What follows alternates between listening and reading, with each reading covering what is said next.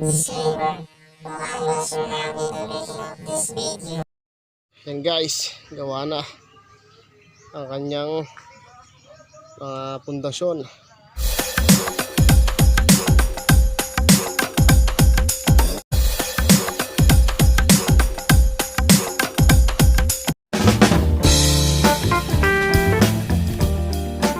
Yo, what's up guys? Ngayon mag-start na po tayong gumawa ng ating hapunan ng manok ng kanilang talian. Yan. Dahil 4 months na sila, tatali na natin sila ngayon dito sa labas. Yan.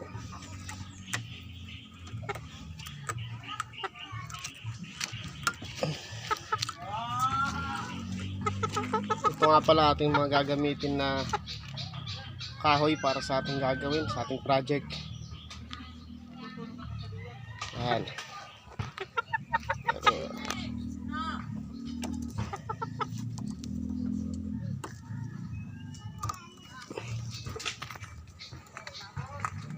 Bali guys, ito, bumili tayo ng tali. Yan. Tapos ito isa, bali dalawa sila, dalawang tali kailangan natin. Bali ito isa, bubuhol na lang natin dun sa nakakabit sa kanyang paa. Kaya kung mapapansin nyo, nakakabit sa kanyang paa. Yan. Nilagay natin yan guys para maging masanay sila sa tali. Kaya yan, bubuhol lang natin dyan guys sa tali niya sa paa. Yan. Bali tatali muna natin sila bago tayo mag-start gumawa. Pero bago yun guys, puputol muna tayo ng kanilang kawitan. Yung kinakawit dito guys, kagawa muna tayo. Yan. Puputol tayo sa bakal. Puputol tayo ng bakal para panlagay dito. Yan. Ating mga tools. Yan, magulo. Yan, nagaring bakal.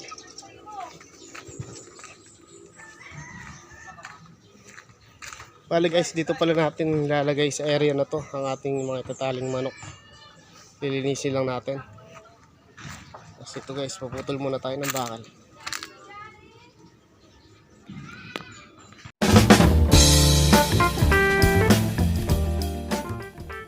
Putol na tayo ng bakal para sa kanilang sabitan ng tali. Ngayon guys, i-bend naman natin dito sa ating bendan. Sinabitan na ng duyan guys. Masarap kasi magpahinga dito guys eh. Yan. Mahangin. Kasi wait lang guys ha, bibend lang natin.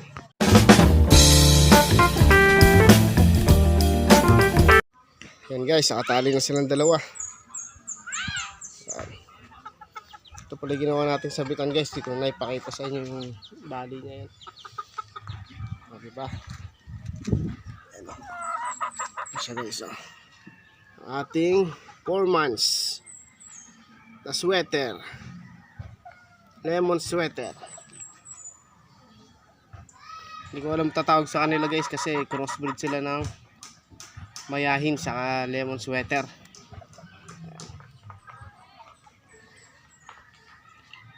Ayan sila, magkapatid. Pakapagpugi nila guys. Diba? Tataas nila.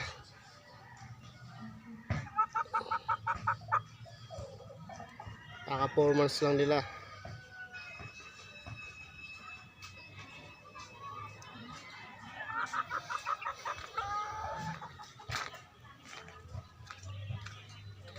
Ayan guys, ito naman ang ating bulik. Naghukay siya. Bali guys, ngayon start na tayong gumawa ng gagawa natin sila ng silungan guys. Alin lang hapunan, ganun. Papakita ko na lang sa inyo mamaya guys pagtapos na.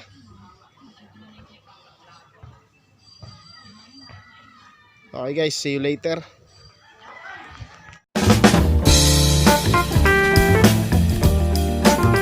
Yan guys, gawa na ang kanyang pundasyon. Tatakpan na natin yan, makakaisa na tayo. Tapos pagkatapos, isa pa guys. Lalagyan na lang natin ng plywood. Matibay na yan guys, di na gumagalaw yan. Tagtadyan na pa ako guys. Diba? Para may silungan at para may silungan at may tungtungan sila, may hapunan sila. Wait lang kayo dyan. Hintayin nyo lang itong inyong pahingahan. Tapos na ang ating isang hapunan ng manok at pahingahan. Ayan. Bali guys, mga use na gamit na to guys, mga nagamit na, mga second hand na lang to. Ayan, wala tayong pambili ng bago guys kaya pagtsagaan na muna natin itong mga luma. Ayan guys, tapos na. Ayan guys, so tagpi-tagpi lang yan.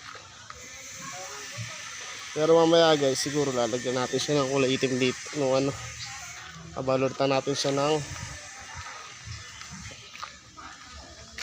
ito guys, itong kulay itim para medyo maayos naman tingnan guys. Yan. Okay guys, nakaisa na tayo. Isa na lang. Okay guys, mamaya na lang gagawin ko na uli yung isa pa nating pahingahan ng manok. Pahingahan, hapunan, may tawag dito guys nakalimutan ko lang. Mamaya na lang guys.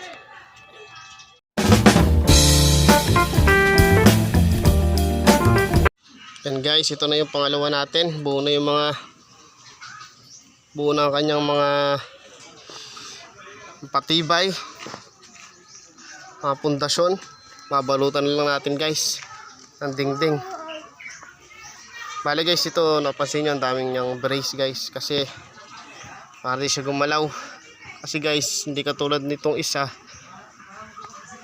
plywood, kaya hindi ko na masyadong nilagyan ng brace. Saka matibay yung pagkakapako. Yan guys, ito kasi guys, hindi plywood lalagay natin dito.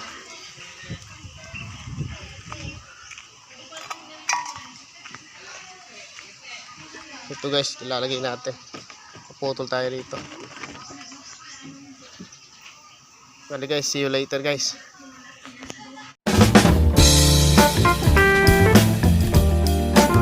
Guys, sa wakas, gawa na natin ang ating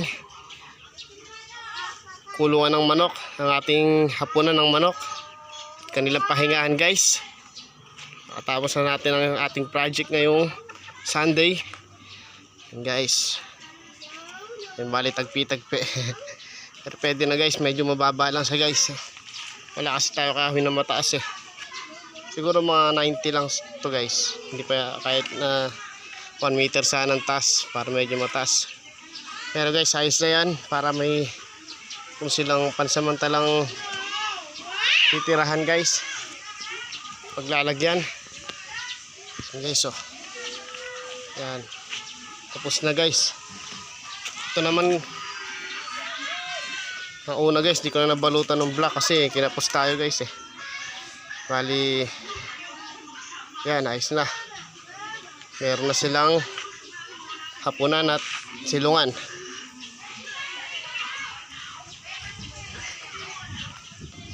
Guys, napagtyagaan natin guys, kahit paano may nagawa tayo ngayong Sunday, hindi tayo nasero. Okay, so sa kanya naman alagay na natin dun guys, pipwesto na natin. Pero bago yan, lilinisin muna natin tong area nila para maganda-ganda tingnan. Okay guys, mamaya na lang uli.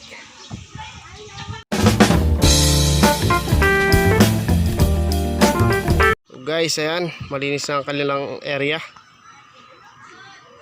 Tapos na rin ang ating project ngayon. Magawa na rin tayo ng kanilang pagpapahingahan, hapunan at silungan guys. Ayan.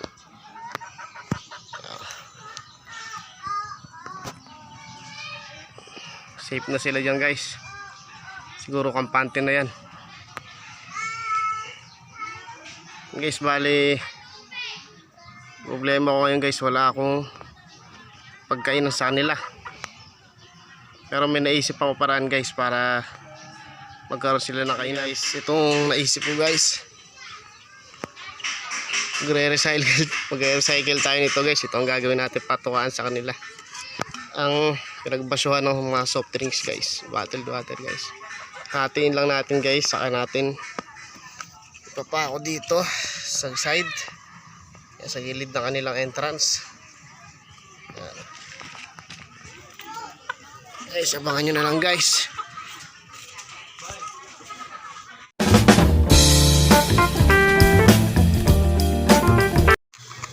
Yan bala ito guys, gawa na natin. Ginawa natin na ditanggal siya para nalilinis natin ang ating pagkainan ng manok.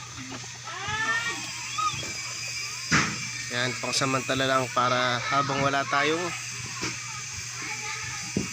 tayong nabibili na talagang kanilang kainan guys. Ito na muna,